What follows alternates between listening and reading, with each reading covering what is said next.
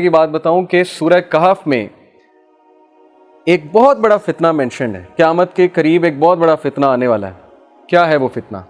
सूरह कहफ में मेंशन है, याजूज माजूज। अब अल्लाह ने किसी भी बिल्डिंग की कंस्ट्रक्शन इतनी डिटेल में नहीं बताई, इवन काबा की कंस्ट्रक्शन इतनी डिटेल में नहीं है कुरान में जितनी याजूज माजूज की दीवार। क्या कहा अल्लाह ने कि ज़ुल्करनैन अलैहिस्सलाम ने कहा कि जाओ लोहा लेकर आओ, तांबा लेकर आओ, कॉपर लेकर आओ, आयरन लेकर आओ। फिर पूरा तरीका बताया कि किस तरह उन्होंने बनाई वो दीवार। क्यों बता रहे हैं अल्लाह ताला? इसमें उलमा ने एक बड़ा ज़बरदस्त नुक्ता बयान किया। उन्होंने कहा है जितना बड़ा फितना उतनी ज़्यादा प्रेपरेशन, उतनी बड़ी दीवार। समझ आ रही है आपको बात? याजूज माजूज से बचना है तो आम दीवार नहीं बनेगी, कंक्रीट की दीवार नहीं है। कॉपर और आयरन, आपकी सोच है ये क्या मिक्सचर होता है, ये पूरा एलॉय है। तो हम कैसे हिफाजत करते हैं अपनी आप के सामने? हमने अपने आप को खुला छोड़ा हुआ है, हमने अपनी नज़र को खुला छोड़ा हुआ है। फिर बाद में हम कहते हैं हम हराम में पड़ गए, बाद में हम कहते हैं हमसे गुनाह हो गए। तो जितना बड़ा फितना उतनी बड़ी हिफाजत, उतनी बड़ी वॉल आगे लगेगी। तो उस वॉल को बनाएं। हूएवर डज सो, वो ऑनर को भी बचा लेगा, अपने दीन को भी बचा लेगा। A shepherd who grazes near the side of a sanctum will nearly fall into it. कितनी खूबसूरत बात है कि वो शेफर्ड जो अपनी बकरियों को या खुद उस जगह फिर रहा है जो बाउंड्री के करीब है, तो कभी ना कभी वो बाउंड्री से दूसरी साइड पे चला जाएगा। तो बाउंड्री पे ना रहो, दूर रहो। हम बाउंड्री पे रहेंगे तो कभी ना कभी हमारा दिल करेगा कि नहीं, let's go into it, let's fall into it. यही वजह है हम गुनाहों की तरफ जाते हैं, क्योंकि हम बाउंड्री पे रहते हैं। और वो भी हम एहसान जतलाते हैं बाउंड्री पे रह के अल्लाह पे कि मैं बहुत बड़ा काम कर रहा हूँ। Verily every king has a sanctum and the sanctum of Allah is his prohibition. हर बादशाह का एक सैंक्टम, एक सैंक्टिटी है। और अल्लाह ताला सुब्हानहू व तआला का सैंक्टम क्या है? उसकी हुदूद जो उसने आपके लिए डिफाइन कर दी और आपने फॉलो करने। वला तक़रबुज़ ज़िना, ज़िना के करीब भी ना जाओ। अल्लाह की सैंक्टिटी है, अल्लाह ताला की बाउंड्री है। करीब ना जाने से मुराद यही है कि वो हरकतें ही ना करो, वो चीज़ों की तरफ ही मत जाओ जो अल्टीमेटली तुम्हें उधर लेकर जाएंगे। ह्यूमन नेचर है, इंसान फिसलता है। तो ये हदीस बहुत ही ज़बरदस्त हदीस है with regards to acting on the हुदूदुल्लाह। जो कोई अल्लाह की हुदूद को बहुत सीरियस लेगा, बच कर ज़िंदगी गुजारेगा। जैसे मैं अमेरिकन कंपनी में जब काम करता था, हमारी ट्रेनिंग हुई, मैनेजमेंट ट्रेनिंग, उसमें हमें एक फ़िलासफ़ी पढ़ाई उन्होंने, ज़ीरो इंसिडेंट फ़िलासफ़ी। वो फ़िलासफ़ी पढ़ के मैं हैरान रह गया कि देखें ये रियल लाइफ में कितने केयरफुल होते हैं गोरे। वो फ़िलासफ़ी ये थी, ज़ीरो इंसिडेंट फ़िलासफ़ी, कि आप सब वर्कर्स ने जो भी ट्रेनिंग वहाँ पे ले रहे थे, आपने जैसे ही एक्सीडेंट का चांस भी देखना है, आपने उसे रिपोर्ट करना है। और मज़हका खेज़ तरीके से वहाँ रिपोर्टिंग होती थी, लेकिन वो करते थे। मिसाल के तौर पे अब मैं जहाँ पे काम करता था वहाँ पे वेल्डिंग भी होती थी, वहाँ पे कंक्रीट भी होती थी, वहाँ पे मेटल के पीसेस भी गिरते थे, वहाँ पे पानी स्पिल हुआ होता था, कीचड़ होती थी, फील्ड एरिया था।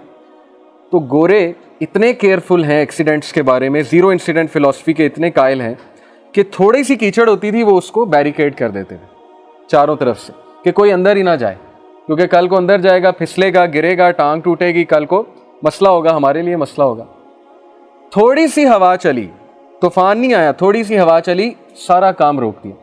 क्योंकि वो ऊंची ऊंची क्रेन्स होती हैं, आपको पता है, बूम्स होते हैं ऊंचे ऊंचे। तो वो क्रेन तूफान में अगर चल रही है, उसको लोअर नहीं किया तो वो हिल के पता नहीं एक्सीडेंट हो जाएगा। अभी एक्सीडेंट हुआ नहीं, थोड़ी सी हवा चली, काम रोक दिया कि नहीं।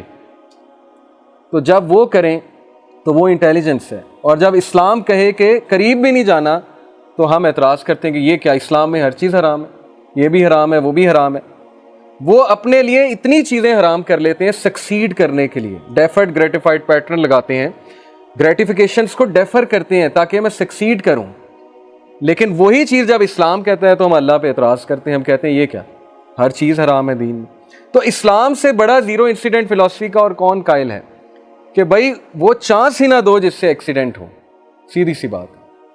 तो हुदूदुल्लाह को पामाल करना वो हमारे लिए ही मुसीबत बनेगा, वो हमारे लिए ही मसला बनेगा। और हुदूदुल्लाह को फॉलो करना वो हमारे लिए ही बेनिफिशियल होगा। और लास्ट हदीस इंशाल्लाह इसके बाद मगरिब पढ़ते हैं।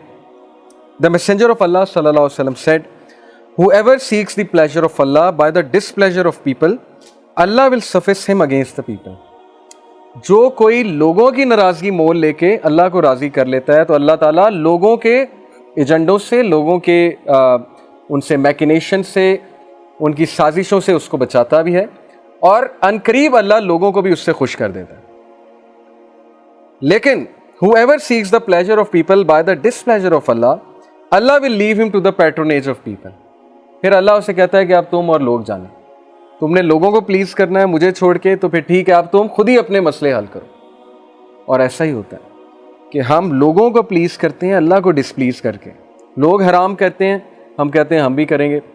लोग हराम को फॉलो करते हैं, हम कहते हैं चलो कोई बात नहीं, अल्लाह ने कुछ और कहा, इट्स ओके, हम लोगों को फॉलो करेंगे। तो पीयर प्रेशर बहुत बड़ी चीज़ है, बहुत मसला है पीयर प्रेशर हमारी जनरेशन का, क्योंकि we just want to be known.